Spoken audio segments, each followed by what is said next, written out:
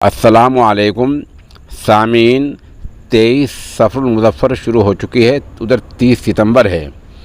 मगरबी उत्तर प्रदेश के ज़िला शामली में अकरम और नदीम के साथ मारपीट का मामला सामने आया है, जिससे यूपी की कानूनी सूरत हाल का साफ साफ पता चल रहा है। कारी मोहम्मद नादिम कीमागढ़ से हमारे साथ जुड़े हुए हैं।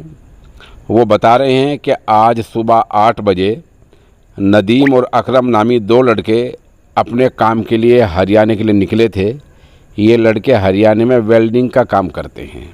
ये जैसे ही बडोली के पास इलाका है ओदपुर से बज़रिए मोटरसाइकिल गुज़र रहे थे कि 8-10 नौजवान लड़के रास्ते में मिले, इनको रोका और इनको बुरी तरह मारा पीटा।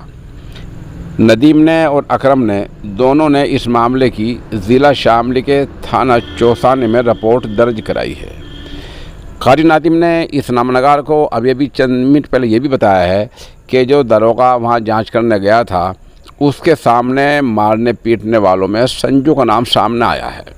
अभी ये बताया ही है, सच्चाई क्या है ये पूरी तरह हमारे सामने नहीं है।